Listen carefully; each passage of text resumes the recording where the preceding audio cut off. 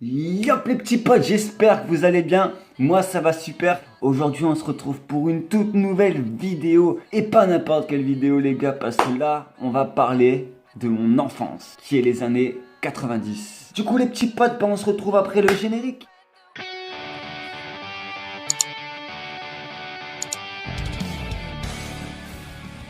Et du coup les gars, quand on parle d'enfance, on parle de dessins animés, on parle de musique et on parle aussi de jeux vidéo. Sans plus attendre les gars, je vais vous montrer tout de suite quels sont les dessins animés que j'ai connus dans mon enfance.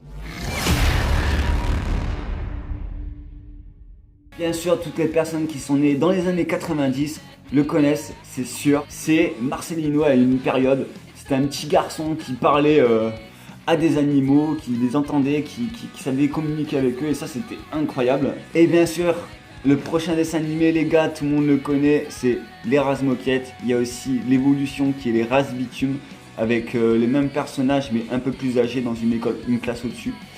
Et franchement, c'est un dessin animé qui m'a beaucoup marqué, mais c'est pas non plus le best des best.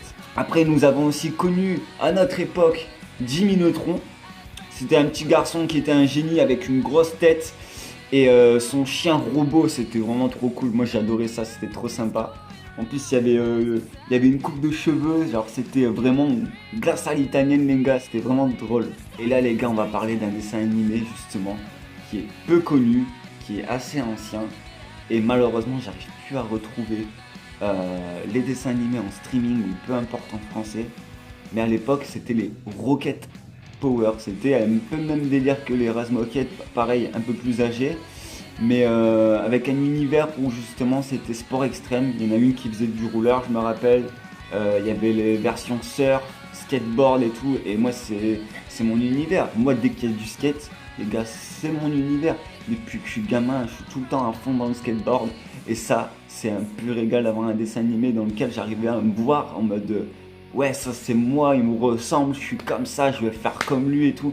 Et ça c'était un pur bonheur les gars. Bon après les gars, en dessin animé il y avait beaucoup de choses. Il y avait les Kangoo Junior, le bus magique, Clifford le chien géant là. Il y avait plein de trucs. Mais je voulais vous parler des dessins animés qui m'ont le plus marqué et qui vraiment m'ont fait kiffer quand j'étais gamin. Et après les dessins animés les gars, nous allons parler musique. Et moi les gars, je me rappelais à l'époque c'était du grand n'importe quoi. Parce que je vous explique. Vous avez connu les téléphones directement avec la musique. Les 2010, les années 2000, etc. Et encore les années 2000, non, j'abuse. Mais moi à l'époque les gars, j'ai connu le lecteur CD. C'est un truc énorme comme ça. Tu ouvrais le clapet, tu mettais ton CD, tu fermais. Ça fonctionnait une fois sur deux, il suffisait que tu bougeais un peu trop, que tu marchais un peu trop, le CD il sautait, tu devais l'ouvrir, le remettre, c'était un bordel. En plus, je me rappelais à l'époque, quand tu achetais le lecteur CD, tu avais la paire d'écouteurs, enfin les écouteurs avec. Et vraiment les gars, les écouteurs c'était une catastrophe. C'était une catastrophe. C'était les écouteurs genre, qui venaient comme ça, qui faisaient tour de l'oreille, comme ça, qui venaient se mettre après juste devant l'oreille, et c'était des blocs ronds comme ça en mousse, et t'avais la moitié de la mousse qui se barrait de temps en temps. C'était n'importe quoi. C'était une période où genre vraiment c'était n'importe quoi. Ensuite bah le petit baladeur MP3 avec les deux piles en mode clé USB sur l'ordinateur, tu mettais tes petits sons et tout, mais ça c'est arrivé bien plus tard. Ensuite les gars, forcément qui dit baladeur MP3, il y a eu le baladeur MP4 ensuite avec le petit écran où c'était un peu plus informatique, etc. On se disait, wow, trop bien, il y a un écran, on descendait juste une flèche, tu voyais les titres et tu disais, ouais, en fait, c'est tout con, quoi. C'est tout con. Mais c'était les évolutions de l'époque que j'ai connu moi, les baladeurs et ainsi de suite. Ah, mes souhaits, pardon. Après la musique et les dessins animés, les gars, nous allons parler jeux vidéo. Et ça, franchement, les gars, qui n'a pas évité tous les gosses, tous les gamins passionnés jeux vidéo, jeux vidéo, jeux vidéo, jeux vidéo. Et c'est comme ça depuis des générations. Avant, à l'époque, c'était les bandes d'arcade. Ensuite, ça a été les consoles que moi j'ai connues parce que je suis de 96. Donc, je suis pas un 90 piles, mais je suis de 96. Moi, ma première console, les gars, ça a été une Game Boy Color. Mais à l'époque, c'était une dinguerie. On était là, waouh, et tout, le graphisme, nanana, c'est trop bien et tout. Les gars, c'était du noir et blanc, pixelisé, comme jamais. Mais à l'époque, on kiffait ça, les gars. Ensuite, après la Game Boy Color, on a connu cette console-là, qui est indestructible. Moi, les gars, aujourd'hui, j'y vais chez ma mère. Il y a encore les 2 Game Boy Advance qu'elle avait acheté à moi et à mon plus jeune frère qui a maintenant 24 ans, il a fêté ses 24 ans. Et franchement les gars, cette Game Boy elle est incassable. Je vous jure, c'est un carré. Je me rappelle à l'époque, il y avait la version classique, version tribal.